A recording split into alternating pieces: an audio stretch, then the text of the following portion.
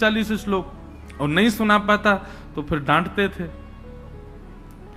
एक दिन गुरुजी बोले, एक बात बताओ, तुम पढ़ते कैसे हो? मैंने, गुरुजी मैं सुबह उठ के स्नान करके बिल्कुल शुद्ध पवित्र नए वस्त्र पहन करके आसन बिछा के चौकी पे भागवत जी रख के तब पढ़ता हूं। बोले क्यों, इतनी व्यवस्थाएं करके क्यों पढ़ते हो? मैंने कहा भागवत जी साक्षात कृष्ण है ना, इसलिए उनको शुद्धता से स्पर्श करना है और चौकी पर रखना है, ऐसे पढ़। बोले ऐसे नहीं पढ़ पाओगे, कथा ऐसे करना, लेकिन अभी तुमको अध्ययन करना है तो अध्ययन तो भैया एक बात मान लो, राक्षसों से कुछ मत सीखो, लेकिन एक चीज सीखो। क्या? किसी वस्तु को पाने की ललक में देवता मत बनो, राक्षस बनो। क्योंकि किसी वस्तु को पाना चाहते हो तो राक्षसों की तरह ललक होनी चाहिए। हमने कहा गुरुजी समझ नहीं आई बात। बोले कि देखो, पढ़ाई करने के लिए नहाना धोना ये सब चीज बात की, सुबह उठो, उठ करके मुंह धो के कुल्ला करो, सीधे पढ़ने बैठ जाओ। ज्यादा व्यवस्थित होके मत पढ़ो, पढ़ नहीं पाओगे। और गुरुजी का वो सूत्र काम किया। फिर तो मैं रात में लेटे लेटे भी पढ़ने लगा, जब मन होता तब खोल के पढ़ लेता, ये भी विचार नहीं करता कहां रखूं कहां नहीं रखूं। अध्ययन करने के लिए ऐसा बनना पड़ता है। ऐसे ही भजन करने के लिए, भक्ति करने के लिए भी व्यवस्थाएं ज्यादा नहीं, बहुत व्यवस्थित। यदि आपको यहां पर व्यवस्था दे दी और कहीं बैठ के सुनो कथा, सो जाओगे, कथा नहीं सुन पाओगे। हमारे वृंदावन में एक बाबा, उनका मैं जिक्र कभी कभी कथा में करता हूं। वो क्या करते थे, किसी भक्त ने उनको गद्दा दिया, बोले महाराज जी आप ऐसे ही रहते हैं, गद्दे पे बैठा करें, गद्दे पे सोया करें। तो बाबा ने गद्दा फाड़ के उसमें से सारी रुई निकाल दी और उसमें कंकड़ पत्थर भर दिए भीतर, और फिर उस गद्दे पे बैठे। किसी ने पूछा बाबा जी कहा किया तुमने? बाबा बोले गद्दा जो है ये सुख प्रदान करने वाला है, यदि इस पर ऐसे ही बैठ जाऊंगा तो सुख मिलेगा, और सुख मिलेगा तो नींद आएगी, नींद आएगी तो भजन कम होगा। अब मैंने इसमें कंकड़ पत्थर भर दिए हैं, मतलब जब शरीर को बहुत जरूरत होगी तभी नींद आएगी, और तब नींद आएगी तो कंकड़ पत्थर पे भी नींद आ जाएगी, बिना जरूरत की नींद नहीं आएगी। अब तो मेरा भजन ज्यादा बनेगा, इसलिए मैं ऐसे बैठता हूं। तो कहने का अभिप्राय, बहुत व्यवस्थित होकर के ना तो अध्ययन होता है और ना ही भक्ति होती है। दोनों के लिए अब व्यवस्था जरूरी है। बिस्तर पर पड़े पड़े हनुमान चालीसा नहीं पढ़नी चाहिए। उसके पीछे दो कारण, पहली बात तो अपवित्र है, दूसरी बात ऐसे लेटे लेटे आराम से कोई भजन नहीं होता है। उसके लिए आपको जाना पड़ेगा, सुख आसन में बैठना पड़ेगा, मेरुदंड सीधा करना पड़ेगा, तब ध्यान लगेगा, और तभी आप किसी पूजा अर्चना की विधि को कर सकते हैं।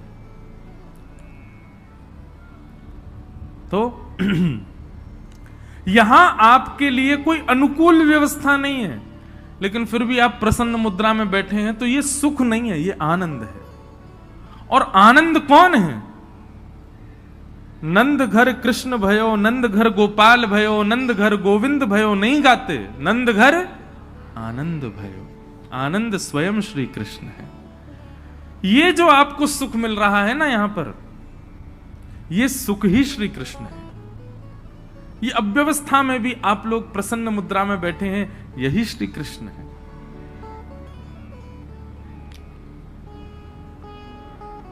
किसी व्यक्ति को हर व्यवस्था में प्रसन्नता होने लग जाए ना, समझ जाना कृष्ण मिल गए उसको, इसलिए वो हर स्थिति में प्रसन्न है। सुख में फूलो मती, दुख में भूलो मती, प्राण जाए मगर नाम भूलो मती, मुरली वाले को मन से रिझाते चलो, कृष्ण गोविंद गोपाल गाते चलो। हर स्थिति में प्रसन्न रहो। तो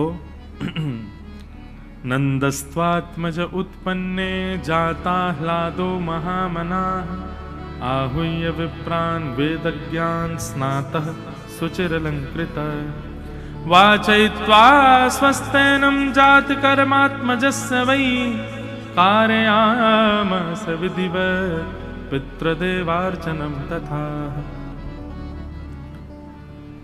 नंद जी के यहां लाला का जन्म हुआ है, नंद जी के लाला भयो है। और महाराज ब्रजमंडल में इतनो सुख है रोए, इतनो सुख है रोए, सबन को ऐसा लग रहा हमारे घर ही लाला भयो का। श्री सुखदेव जी महाराज वर्णन करते हुए कहते हैं कि ब्रजमंडल का सुख ऐसा समझो जैसे किसी के घर में बालक होने पर घर के लोग प्रसन्न होते हैं, वैसी प्रसन्नता पूरे ब्रजमंडल को है।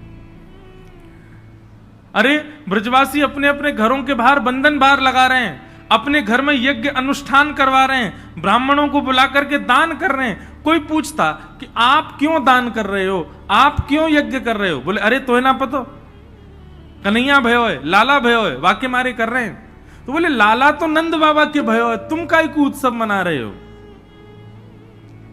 ब्रजवासी बोले पतो ना क्यों, ऐसा लगा नंद के ना, ये तो हमारे ही भयो है।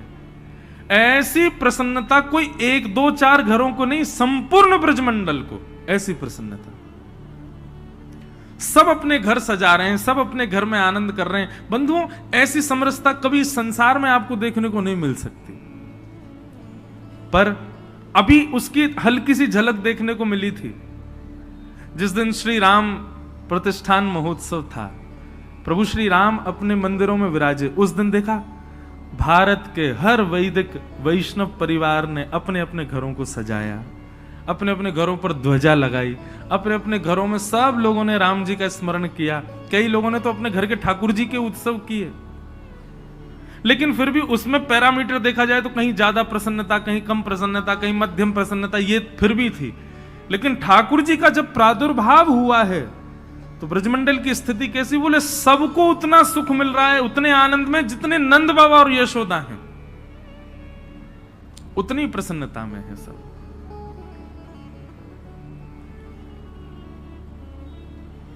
ठाकुर जी का यही स्वरूप है। ठाकुर जी जब आते हैं ना तो सबके चित्त में 0.1% ही सही समत्व आ जाता है, सबका भाव थोड़ा थोड़ा मिलने लग जाता है, मेल मिलाप सबके अंदर सुख का और आनंद का एक समरस हो, अब समरसता हो जाती है। राम जी आए, समरसता हो गई सब जगह। और चलो किसी ने अपने घर में उत्सव मनाए ना मनाए, ये जो कुछ भी हुआ हो, लेकिन राम जी जब मंदिर में विराजे और उनका प्रथम दर्शन जैसे ही टीवी पर सबको हुआ, कोई पत्थर हृदय होगा जिसके नेत्र सजल ना हुए हो, सबके नेत्र सजल हो गए, सब प्रसन्न हो गए। तो ये इस बात का मतलब क्या है,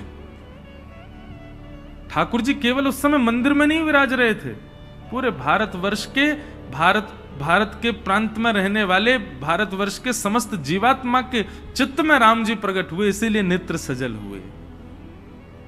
भाई घड़ा यदि पूरा भरा हो और उसमें दो चार कंकड़ अंदर डाल दिए जाएं तो क्या होगा, थोड़ा बहुत छलकेगा ना बाहर। ठीक वैसे ही बंधुओं, बिना संसारी कामना के, बिना संसारी सुख और विषाद के ठाकुर जी की स्मृति में नेत्र सजल होते हैं, तो वो नेत्र सजल ऐसे ही हुए कि मानो ठाकुर जी चित्त में आए, ओवरफ्लो हुआ और नेत्रों से आंसू निकल आए, नेत्रों से वही प्रेमाश्रु छलक पड़े। मैं तो कहता हूं स्पष्ट, ठाकुर जी की स्मृति में कभी नेत्र सजल होते हैं तो यही समझना ठाकुर जी आपके आसपास ही हैं, आपका स्पर्श कर रहे हैं, इसीलिए नेत्र सजल हो रहे हैं। इतने आनंद, इतने सुख में सब ब्रजवासी, सब उत्सव मना रहे हैं। ब्राह्मणों को बुलाकर के नंद बाबा ने स्वस्ति वाचन करवाया। बंधु, यदि चाहते हैं कि हमारे घर में उत्पन्न संतान उसका भविष्य मंगलमय हो तो हमारी 2-3 बातें सुनिएगा। बालक का जब जन्म हो, आपकी गोद में बालक जैसे आवे, सबसे पहले उसके कान में भगवान नाम कहिए, ठाकुर जी का कोई नाम उच्चारण करो। और यदि कोई आपको 12 अक्षर मंत्र आता है, महामंत्र आता है, कोई ऐसा सुंदर मंत्र आता है, तो वो मंत्र पहले उसको सुनाओ। सबसे पहला काम, जन्म लेते ही उसके कान में ठाकुर जी का शब्द सुनाओ। दूसरा काम, बालक जैसे ही घर पर आवे तो घर पर आने से पूर्व उसको पहले गौशाला लेके जाओ, गौ रज उसके माथे पर लगाओ, गैया के चरणों में उसको रख करके वहां पहले उसकी वंदना करवाओ। गैया को पुजवाओ। आप कहेंगे ये कैसे संभव है? अरे ठाकुर जी के लिए ये सब बातें यहां वर्णित की गई हैं। गौमूत्रेण स्नापित्वा पुनर्गौरज सार्भकम, भागवत जी में वर्णन है कि ठाकुर जी को जब भी नजर गुजर लगती, मैया कहा करती वो लाला को ले जाती और गौमूत्र से तो पहले स्नान कराती और फिर 12 अंगों पर गौरज लगा करके तब ठाकुर जी प्रसन्न होते। तो सबसे पहले तो उसके मुख, उसके कान में भगवान नाम का उच्चारण करना है। दूसरी बात, घर आने से पूर्व पहले गौशाला जाए, गैया को वंदन करके आए, फिर अपने घर आवे। और घर में ही जन्म लिया हो तो जब 100 वर्ष से निवृत्त हो जाए तो सबसे पहले उत्सव से पूर्व उसको गौशाला लेके जाओ, गैया को प्रणाम करवाओ। और तीसरा काम, बालक जब घर पधारे, उसका प्रथम उत्सव कोई भी हो, उसमें अधिक से अधिक ब्राह्मण और अधिक से अधिक वैदिक संत वैष्णवों को आमंत्रित करो, उन सबसे उसको आशीर्वाद दिलवाओ। रिश्तेदार, नातेदार, अड़ोसी पड़ोसी, इन लोगों के लिए तो सबसे लास्ट वाला दिन रखा करो, ये बाद में देंगे सब आशीर्वाद। उससे पहले तो संत वैष्णव, ब्राह्मण, भक्त, इनसे आशीर्वाद दिलवाओ उस बालक को। और नामकरण की जब बात आवे तो किसी विद्वान से ही या फिर किसी संत से ही उसका नामकरण करवाओ। भगवत संबंधी नामकरण होना चाहिए, भगवत नाम से संबंधी उसका नाम होना चाहिए। ये कुछ नियम है, इनका पालन होना चाहिए। और यदि संभव हो सके आपके घर में ठाकुर जी विराजते हैं तो बालक जैसे ही 100 वर्ष निवृत्त हो, पवित्रता आवे घर में, तो बालक के उत्सव के रूप में ठाकुर जी का मधुर उत्सव करो। और ज्यादा से ज्यादा वैष्णवों को प्रसादी आदि पवा करके सबको एक बधाई उत्सव जैसा करो, सुंदर। इसका प्रभाव पड़ेगा, इतने सारे वैष्णव ब्राह्मण प्रेम भर के उस बालक को देखेंगे, निश्चित है उसमें भक्ति गुण आएगा। ठाकुर जी का जन्म हुआ तो सबसे पहले क्या हुआ? भागवत में वर्णन है, वाचयित्वा स्वस्तैनम जात कर्मात्म जस्य वही। ठाकुर जी का जात कर्म संस्कार होते ही सबसे पहले स्वस्ति वाचन हुआ। ब्राह्मणों ने आकर के वेद ध्वनि से पूरे आभा मंडल, वायु मंडल और उस स्थान को पवित्र किया, स्वस्ति वाचन हुआ। और उसके बाद क्या हुआ?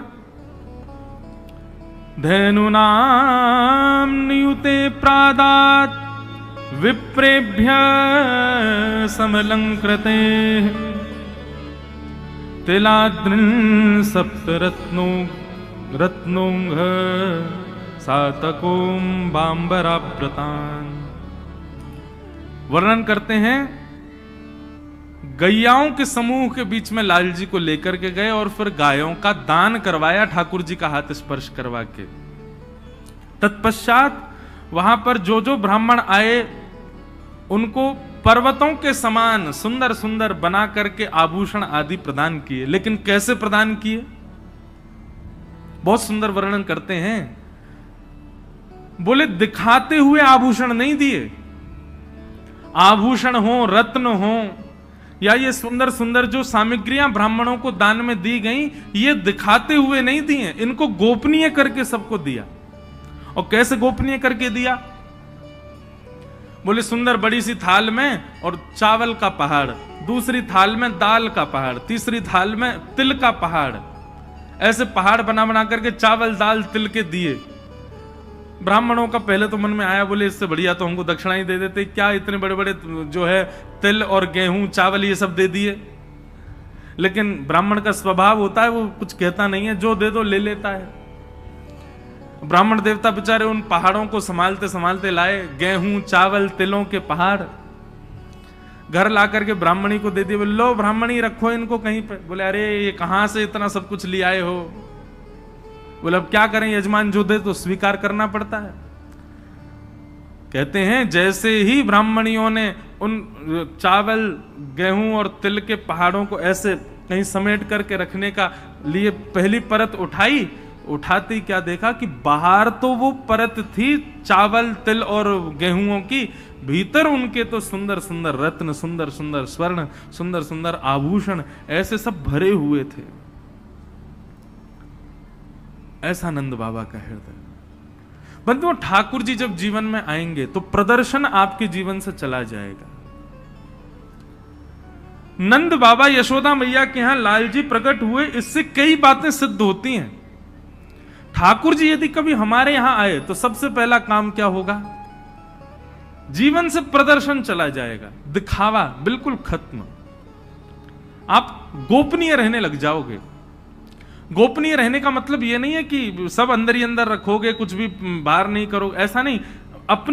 अपनी श्रेष्ठताओं को छुपाना प्रारंभ कर दोगे ठाकुर जी जब से जीवन में आएंगे। ठाकुर जी यदि जीवन में आएंगे तो दूसरा काम क्या होगा? संग्रह की स्थिति खत्म हो जाएगी। संग्रह करने का मन नहीं होगा, कुछ भी पास रखने की इच्छा नहीं होगी, सब बांटने का मन करे, किसको क्या क्या दे दूं, देने की इच्छा प्रकट होगी, सबको देने का मन करेगा। ठाकुर जी जीवन में आएंगे तो दूसरी स्थिति यह होगी, बांटोगे, लुटाओगे, प्रदान करोगे, अपने पास रखने की इच्छा ज्यादा नहीं होगी। और ठाकुर जी जीवन में आएंगे तो तीसरा जो स्वरूप होगा वो आप अभिमान शून्य हो जाओगे। तन का तनिक अभिमान भी आपको नहीं रहेगा। जो छोटे छोटे भाव भी तन के प्रति मन में प्रकट होते, ऐसा कर लिया जाए, ऐसा भाव आए, वह भी नष्ट हो जाएगा। और ठाकुर जी जीवन में आएंगे तो अगला भाव जो आपके चित्त में आएगा वो ये कि आपको सबके अंदर अच्छाइयां दिखेंगी, किसी में दुर्गुण नहीं दिखेगा, सब गुणयुक्त दिखाई देने लगेंगे, किसी में भी अवगुण का दर्शन नहीं होगा, सब गुणवान। तो ये नोट कीजिए, अगर ऐसे सिम्टम्स आपको अनुभव हो रहे हैं तो समझो ठाकुर जी या तो आ चुके हैं या आने का मन बना रहे हैं। सबसे पहला बात, प्रदर्शन खत्म हो जाए। दूसरी बात, संग्रह की इच्छा ना होकर के बांटने की इच्छा प्रकट हो जाए। तीसरी बात, अपने तन की ज्यादा इच्छाएं प्रकट ना हो कि ऐसा किया जाए, ऐसा खाया जाए, ऐसा पहना जाए, ऐसे रहा जाए।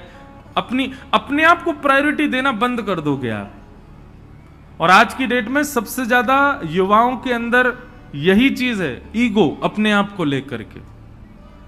वैष्णव ईगो शून्य हो जाएगा, उसको फिर अपने लिए कोई बुरा कह दे, ठीक है बोल दो भैया, यार क्या है। शास्त्रों में इस शरीर को कितनी गालियां दी हैं, कितना बुरा बुरा कहा है इस शरीर को। चित जल पावक गगन समीरा, पंच रचित अति अधम शरीरा। जाओ लड़े आओ तुलसीदास जी से, क्यों लिखा आपने ऐसा? इस शरीर को पहले ही इतना अधम बताया गया, कोई अगर कुछ कह भी दे तो उसमें बुरा क्यों मानना।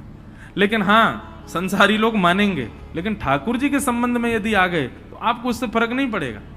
तो सबसे पहला, प्रदर्शन खत्म होगा। दूसरा, संग्रह की इच्छा नहीं होगी। तीसरा, अपने देहाभिमान से शून्य हो जाओगे। चौथा, सब में गुण देखने लग जाओगे, जिसको देखोगे उसमें गुण का दर्शन होगा। जहां जिसमें दर्शन होगा तो वहां गुण ही गुण दिखेगा। ये लक्षण यदि आने लग जाएं तो समझो ठाकुर जी पधारे हैं, ठाकुर जी आए हैं। और एक लक्षण और है बंधुओं, क्या? कहीं भी किसी के करुणा में स्थिति को यदि आप देख लेंगे ना तो नेत्र सजल हो जाएंगे, निष्ठुरता चली जाएगी तन से, हृदय से, अत्यंत कोमल हो जाएगा हृदय ठाकुर जी यदि आएंगे तो। ये कुछ अनुभव हैं जो संतों को देख करके, वैष्णवों के, भक्तों के चरित्र कह करके कुछ अनुभव में आए कि ऐसा होगा यदि ठाकुर जी आए तो।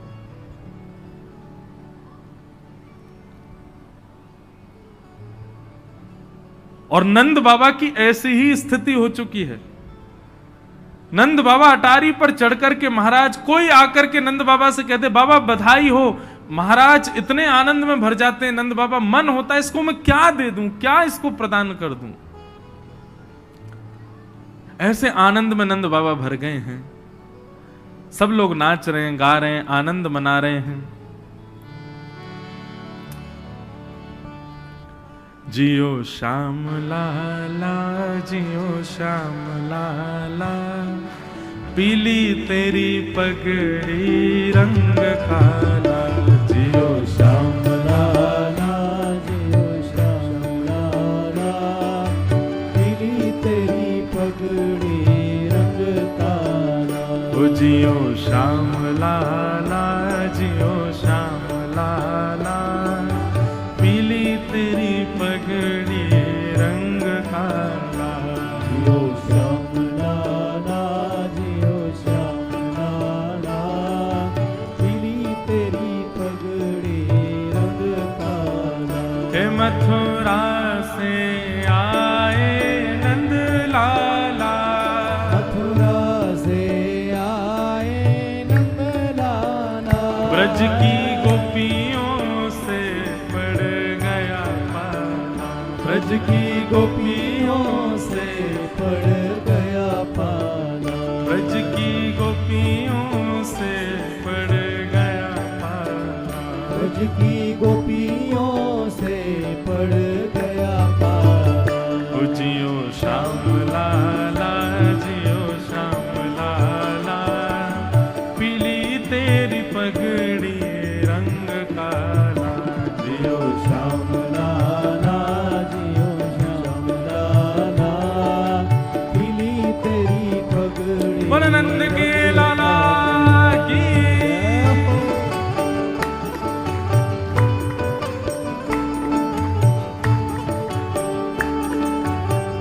ब्रजमंडल में 6 महीने तक जन्माष्टमी मनती रही। ब्रजवासी 6 महीने तक नाच रहे हैं, गा रहे हैं, सो ही नहीं रहे हैं। ऐसा उत्सव वृंदावन में हो रहा है।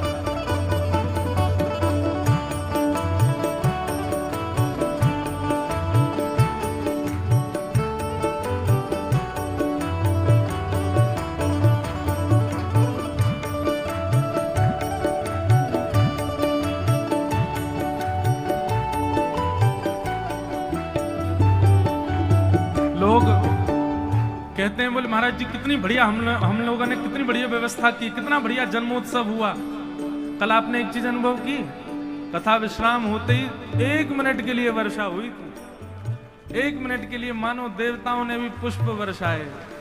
कल नंदोत्सव हमारा ठाकुर जी स्वीकार कर रहे थे, और आज भी नेका तो बरसेंगे क्योंकि गिरिराज जी उठाने हैं। हो सकता है बरस जाए, मैं कुछ कह नहीं रहा पहले से। कहीं और सोचो इनका नाम इंद्रेश है, ये बोल दें तो हो जाए। भागवत जी में वर्णन आता है, बोले कैसा उत्सव मना रहे हैं ब्रजवासी। बोले अवाद्यंत विचित्राणी वादित्राणी महोत्सवे। बोले ऐसा उत्सव मना रहे हैं महाराज, कोई अपने मुख से विचित्र विचित्र वाद्यों की आवाज निकाल रहा है, कोई हाथ में छड़ी लिए कुछ भी बजा रहे हैं, एक दूसरे के ऊपर चढ़ गए हैं, एक दूसरे के सिर को ही बजा रहे हैं, एक दूसरे की कमर पे ही ढोलक बज रही है। और महाराज ऐसे ही सब लोग उत्सव मना रहे हैं। किसी को भी अपने देह का अभिमान नहीं हो रहा है कि मेरे साथ ऐसा क्यों कर रहे हो। कोई बड़ी टोंद वाला आ जाए तो बोले ओहो ढोल आया, इसी को बजाओ। काय बात को? बोले क्योंकि नंद के आनंद भयो भैया, हमारे नंद बाबा के लाला भयो। और वो भी आके कहे बोले बजा लो, मैं ढोल ही हूं, कम से कम आज लाला के उत्सव में या काम तो आ जाऊंगा। ऐसा उत्सव मन रहा है वृंदावन में। खीर जलेबी पूड़ी लड्डू हुआ, खीर जलेबी पूड़ी लड्डू हुआ, खीर जलेबी पूड़ी लड्डू हुआ, खीर जलेबी पूड़ी लड्डू हुआ। ओ आज यशोदा के घर आनंद हुआ,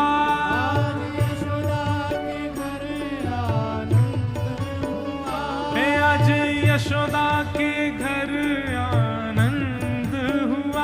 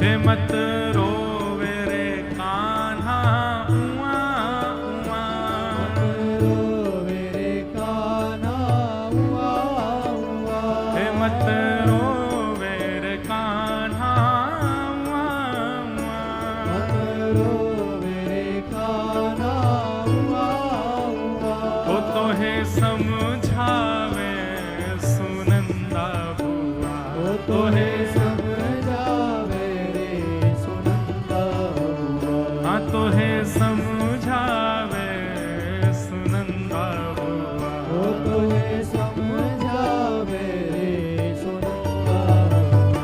ओ जियो श्याम लाला, जियो श्याम लाला, मिली तेरी पगड़ी रंग काला, जियो राधा जियो श्याम राधा, पीली तेरी पगड़ी रंग काला, जियो श्याम लाला, जियो श्याम लाला, पीली तेरी पगड़ी रंग काला, जियो श्याम राधा जियो श्याम राधा, पीली तेरी पगड़ी रंग काला। हे नंद घरा नंद भयो जय कन्हैया लाल की, ओ नंद घरा नंद भयो जय कन्हैया लाल, हे यशोदा के लाला भयो जय कन्हैया लाल की, ओ यशोदा के लाला भयो जय कन्हैया लाल की, हे जय कन्हैया लाल की, जय बोलो गोपाल की, जय कन्हैया लाल की, जय बोलो गोपाल की, जय कन्हैया लाल की, जय बोलो गोपाल की, जय कन्हैया लाल की, जय बोलो गोपाल की, ओ जय कन्हैया लाल की, जय बोलो गोपाल की, जय कन्हैया लाल की, जय बोलो गोपाल हे की।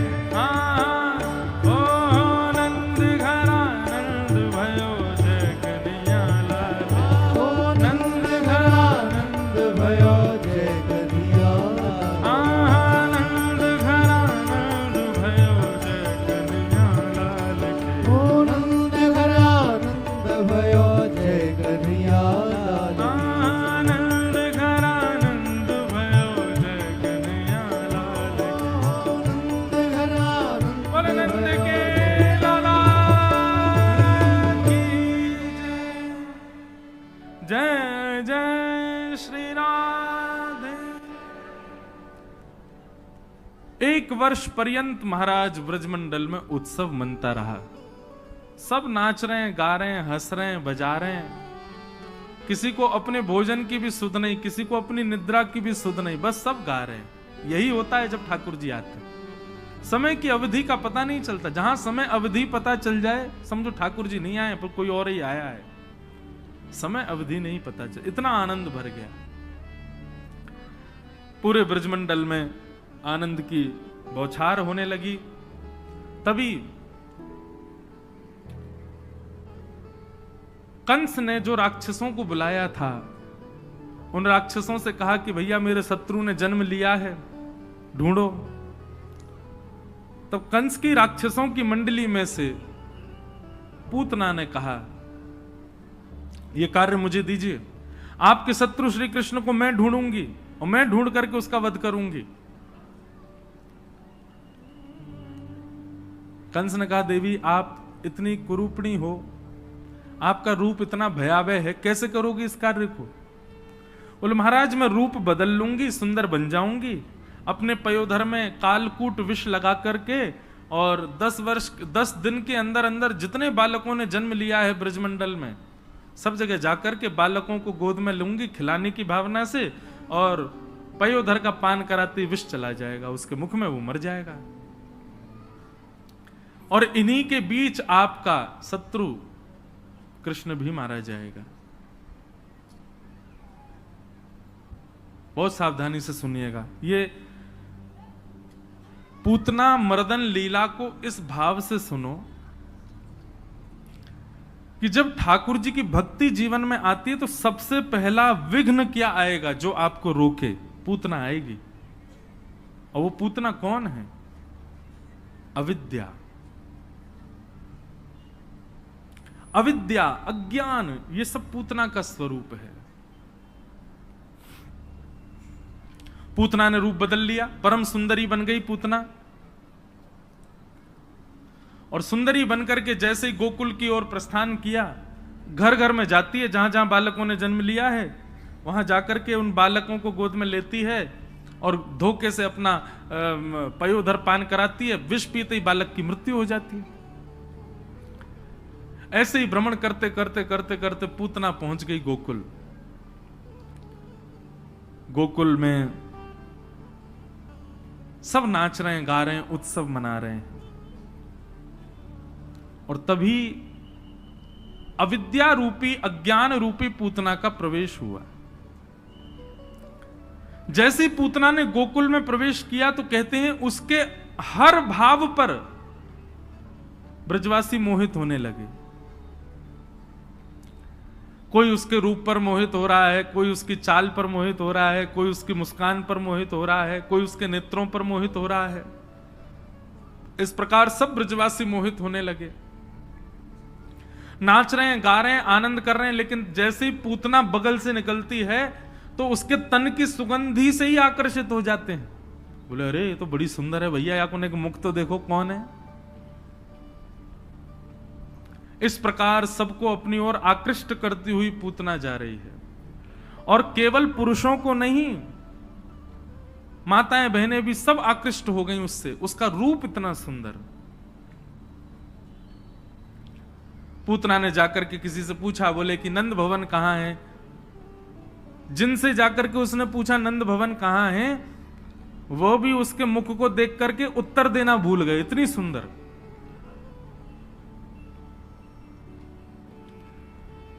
पूतना नंद भवन में पहुंच गई।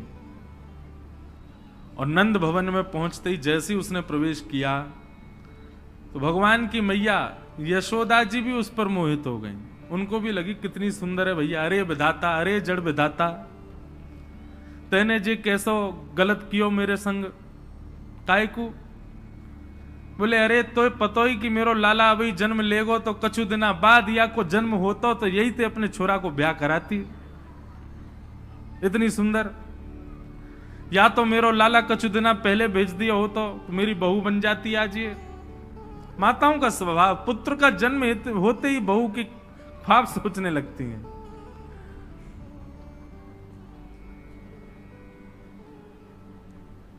यशोदा मैया तो मन में विचार कर रही हैं। पूतना ने जाकर के प्रणाम करी। यशोदा मैया बोली अरे बहन कहां ते आई हो, हमने तो पहली बार देखो है तुम्हें। पूतना बोली हाँ मैं ज्यादा बाहर जाऊं आऊं ना हूं, मेरी सास मुंह को कहीं जानना है दे, लेकिन आज आपके लाला के जन्मोत्सव की प्रसन्नता में मेरी सास ने मुंह को भेजो। बोले जाके लाला को आशीष दिया। बोले अरे तुम बड़ी भली पधारी। अच्छा जो बताओ तुम्हारे संतान है गई कोई? पूतना बोली नहीं अभी तो कुछ नहीं। बोले जब भी होए मुझे बताइए, और लाली है जाए तो मुझको जरूर बताइए। यशोदा मैया सोच रही है या को अंश जन्म लेगो तो कछु तो गुण या जैसे होंगे, तो मेरे लाला के काजे सुंदर बहू है जाएगी।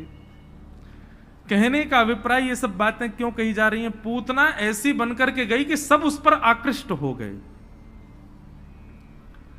उसका रूप भी सुंदर है, उसके वस्त्र भी सुंदर हैं, उसके तन की सुगंधी भी सुंदर है, उसकी बोली चाली भी सुंदर है, उसके नेत्रों का मटकना भी सुंदर है। सब कुछ अपनी ओर आकृष्ट करने वाला था। पर कुछ भी आकर्षण करने वाली वस्तु वास्तविक नहीं थी पूतना की, सब बनावटी थी। इसलिए वो पूतना है।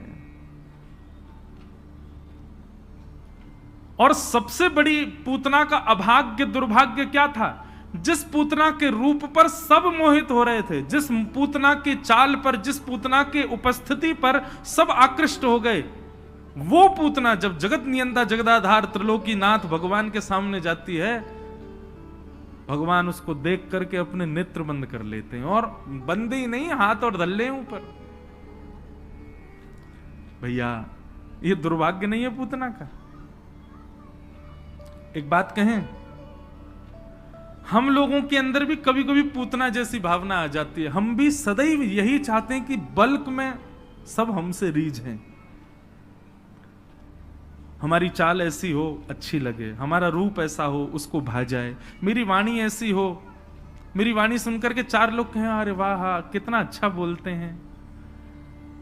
मेरा नृत्य देख करके मुझसे कोई कह दे कि अरे आप तो बहुत अच्छा नाचते हैं। मेरा भोजन, भोजन बनाती है माताएं, उनका मुंह तब तक बना रहेगा जब तक कोई ये नहीं कह दे बहुत अच्छी सब्जी बनी है, आपने बहुत बढ़िया बनाई है।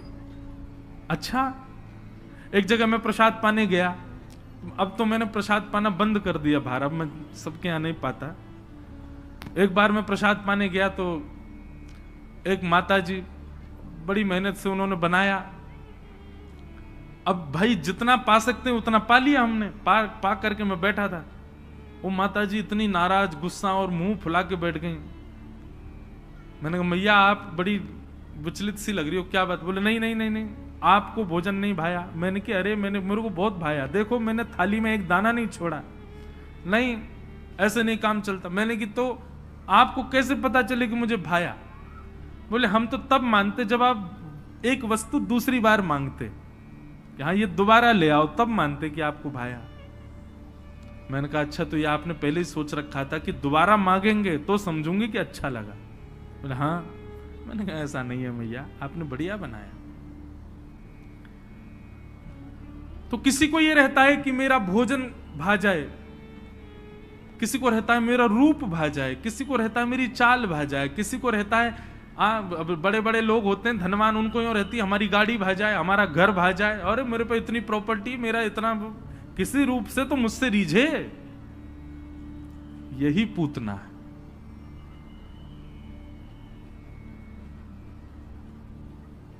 पूतना का लक्षण यही है,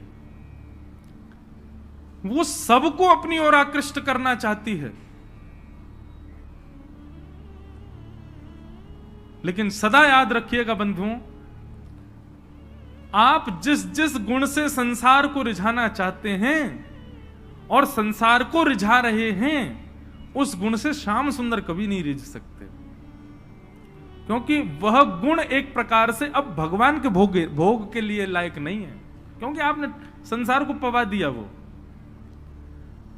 हां प्रयास कर सकते हैं कि अब कुछ दिन के लिए संसार से उसको विलग करके उसको पवित्र कर लिया अपने उस गुण को, और अब ठाकुर जी को अर्पित कर दिया।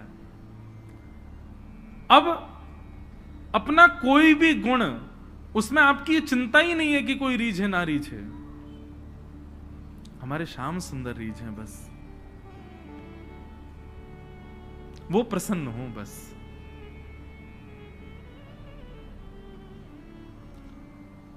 जिन भेषा मारो सावरो रीझे, जिन भेषा मारो सावरो रीझे, जिन भेषा मेरो गिरधर रीझे, जिन भेषा मेरो गिरधर रीझे, जिन भेषा मारो सावरो रीझे, जिन भेषा मारो सावरो रीझे, सोही भेष धरूंगी हो भला, सोही भेष धरूंगी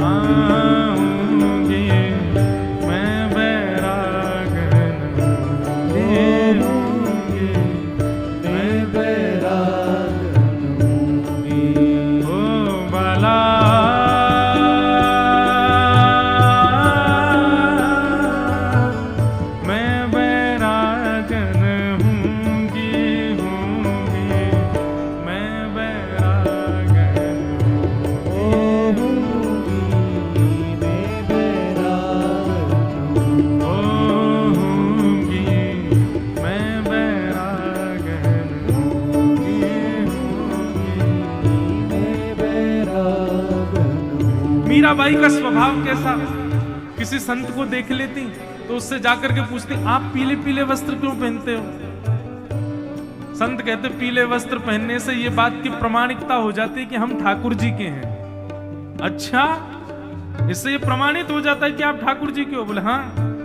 एक संत को पूछा, बोले आपने ये मोटे मोटे बाल क्यों करे, जटा क्यों बनाई? बोले इससे ये प्रमाणित हो जाता हम संसार के नहीं, हम ठाकुर जी के हैं। मीराबाई को कोई गलती से कह दे ऐसा करने से ठाकुर जी के हैं, ये प्रमाणित हो जाता है। मीराबाई उसी भेष को धारण कर लेती हैं, जिससे ये प्रमाणित हो, जिससे सबको ये पता चले कि मैं श्याम सुंदर की हूं। और किसी को पता चले ना पता चले, पर ये सिद्ध हो जाए, ठाकुर जी को भी ये पता लगे कि मेरी है, मुझे रिझाने के लिए ऐसा कर रही है, वही करती है मीराबाई। कहो तो कुसुमल साड़ी रंगावा, कहो तो कुसुमल साड़ी रंगावा, कहो तो कुसुमल साड़ी रंगावा, कहो तो कुसुमल साड़ी रंगावा, ओ कहो तो भगवा वेश, कहो तो भगवा कहो तो भगवा वेश, कहो तो भगवा और ओ कहो तो मोतियन मांग भरावा, कहो तो मोतियन मांग भरावा, कहो तो मोतियन मांग भरावा, कहो तो मोतियन मांग भरावा, कहो छिटकावा के भला, कहो छिटकावा के, हाँ भला, कहो छिटकावा के भला, कहो छिटकावा के। अरे हाँ, मैं बैरागन हूँगी, मैं बैरागन हूँगी, मैं बैरागन हूँगी, मैं बैरागन हूँगी। ओ बाला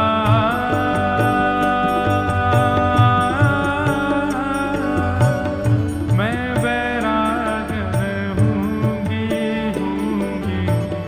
मैं बैरागन हूँगी, मैं बैरागन हूँगी। मैं बैरागन हूँगी, मैं बैरागन हूँगी। इस पद की सबसे विशेष शब्दावली बात कौन सी? बैरागन होंगी नहीं, केश छिटकवा दूंगी नहीं, मैं भगवा पहन लूंगी नहीं। सब चीजों की केंद्र बिंदु एक बात पर है, जिन भेषा मारो सावरो रीझ है, मैं वो करूंगी जिससे वो रीझ है, और मुझे किसी से कोई अभिप्राय नहीं। संतन के ठिग बैठ बैठ लोक लाज खोई, उनको लोक लाज की ज्यादा चिंता ही नहीं थी मीराबाई को। वो तो कहती बोलते हैं बोलने दो, अब तो बात फैल गई जाने सब कोई। मीराबाई कहती अब तो फैल गई बात, अब तो सबको पता चल गया कि मैं आपकी प्रेयसी हूं, अब छुपाने से क्या फायदा, अब फैल ही गई है तो फिर अच्छे से फैलने दो, आप भी स्वीकार करो। पर पूतना क्या कर रही है? पूतना के चित्त में तो केवल एक ही भाव है कि सब मुझसे रीझ हैं, मेरे अवगुणों को मैं छुपा करके गुण गुण